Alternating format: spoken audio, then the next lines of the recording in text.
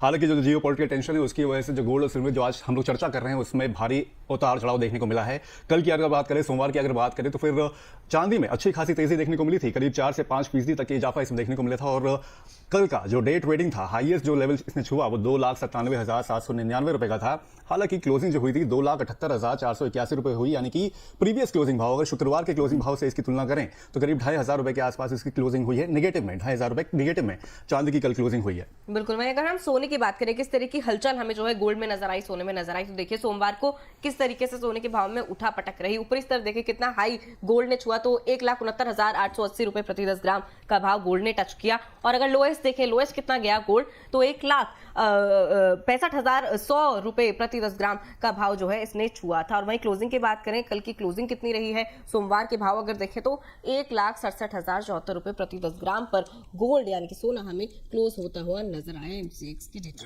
अगर सोने को अगर हम लोग देखें तो यहाँ पर ये पॉजिटिव एंड पे एक तरह से बंद हुआ है, यानी कि ग्रीन निशान में बंद हुआ था, लेकिन चांदी यहाँ पर नेगेटिव में बंद हुई थी। अजय सर, सबसे पहले तो यहाँ पर आपको हम लाना चाहेंगे और जंग की इस टेंशन को असर आप कैसे देख रहे हैं, और ये मैटर थोड़ा सा और एस्केलेट होता है मिडिल ईस्ट में, खासतौर पर जैसे ये मामला चल रहा है, यूएस का इंटरवेंशन है और कई सारे देश इस जंग में यहाँ पर शामिल हो गए हैं। सर, इसको कैसे देख रहे हैं आप, और गोल्ड और सिल्वर पे इसका कैसा इंपैक्ट पड़ता है वो देख रहे हैं कुछ समय के लिए अभी? ठीक है जी, सबसे पहले एक आप समझे कि कभी भी कोई जियो पॉलिटिकल टेंशन होता है या हो रहा है कहीं पे भी, तो उसका सबसे अच्छा बैरोमीटर होता है वो है गोल्ड, क्योंकि जहाँ पे भी डर होगा इमीडिएटली लोग गोल्ड की तरफ मूव करेंगे। और हम ऐसा नहीं कि ये आज ही कोई नई चीज है, हमने 2022 से ही देखा कि सोने के अंदर एक मोमेंटम बना हुआ था, क्योंकि कहीं ना कहीं जियो पॉलिटिकल टेंशन बना हुआ है। अच्छा, एक नई चीज है जो मैं बार बार मैं हमेशा बताता भी हूँ, आप देखेंगे गोल्ड तेज है और चांदी में गिरावट है। Exactly sir. देखिए, चांदी एक हम बोल सकते हैं शैडो मेटल है, तो गोल्ड की प्रॉपर्टी तो है ही है, बट साथ साथ में इसमें इंडस्ट्री की भी प्रॉपर्टी है। अब हम देख रहे हैं कि सोना तो तेज है कंटिन्यू, आज भी अगर हम देखें तो जिस ढंग से जियोपॉलिटिकल टेंशन सभी देश एक दूसरे में इन्वॉल्व हो रहे हैं, तो यहाँ पे वॉलिटिलिटी गोल्ड में बनी हुई है। बट गोल्ड आज भी हम देखेंगे तो 5300 के करीब बिल्कुल ट्रेड करते हुए दिखाई दे रहे हैं। थोड़ा बहुत हमने नीचे जरूर आते हुए देखा है, लेकिन डोंट एक्सपेक्ट कि बहुत बड़ा कोई फॉल है, ये जस्ट मार्केट डिस्काउंट करके चल रहा है चीजों को।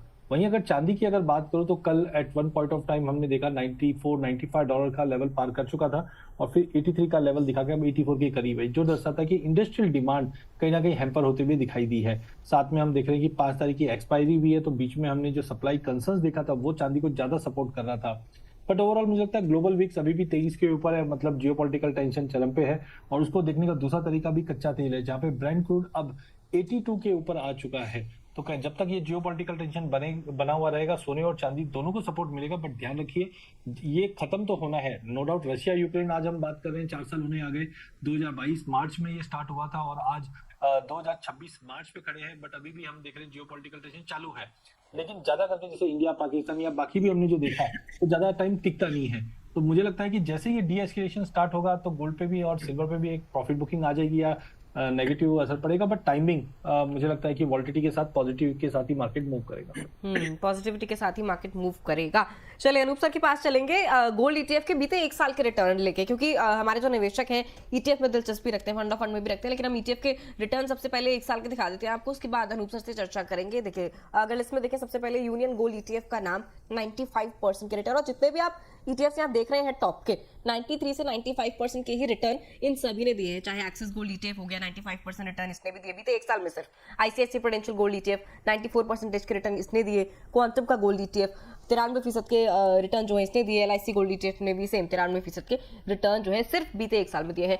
अनूप सर, अगर हम देखें बीते 1 साल में तो गोल्ड और सिल्वर बहुत ज्यादा उछाल मार ही रहे थे, लोग इस पर खूब दाव भी लगा रहे थे। ईटीएफ हो गया, ईटीएफ में तो लोगों ने ट्रेडिंग भी करनी शुरू कर दी थी इस साल की शुरुआत में और बीते साल के अंत में अगर हम देखें तो। लेकिन सर अब आप कैसे देख रहे हैं जो ये बीते साल के 90% से ज्यादा के रिटर्न है, अब जो है निवेशक क्या इसी तरीके की उम्मीद लगा के अगर चलेंगे तो क्या ठीक रहेगा उनके लिए?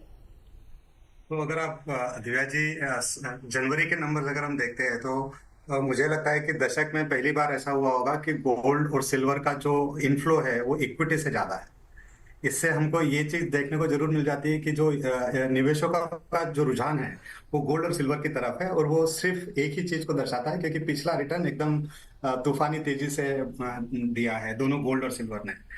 तो डेफिनेटली जब भी गोल्ड और सिल्वर कोई भी एसेट क्लास लो, उसमें ऐसा नहीं कि ओनली गोल्ड और सिल्वर, एनी एसेट क्लास अगर पिछले अच्छे रिटर्न्स होते हैं तो आगे के रिटर्न्स थोड़े मॉडरेट हो जाते हैं। उसको हम एक्स्ट्रापोलेट नहीं कर सकते। मान के चलो एक साल में गोल्ड ने अगर 100% रिटर्न दिया है, सिल्वर ने मोटा मोटी 200% का रिटर्न दिया है, क्या अगले एक साल में भी हम 100% का रिटर्न देख सकते हैं? उसका जवाब नहीं हो सकता है। लेकिन मान के चलिए और कोई चीज ऐसी हो गई जो हम नहीं सोच रहे, मान के चलो चाइना और ताइवान का जो आज काफी सालों से उसके बारे में चर्चा हमें सुनने में आ रही है कि कहीं ना कहीं वो भी एक वहां पर भी एक जंग छिड़ सकती है, जो अभी नहीं, तो हमें नहीं पता है कि आगे आने वाले दिनों में ग्लोबल टेंशंस, ये जो जियोपॉलिटिकल टेंशंस है, वो किस लेवल तक जा सकती है। वो अगर मॉडरेट अगर हो रही है तो कहीं ना कहीं गोल्ड और सिल्वर के प्राइसेस में कहीं ना कहीं थोड़ी धीमी गति से तेजी हमें देखने को मिल सकती है।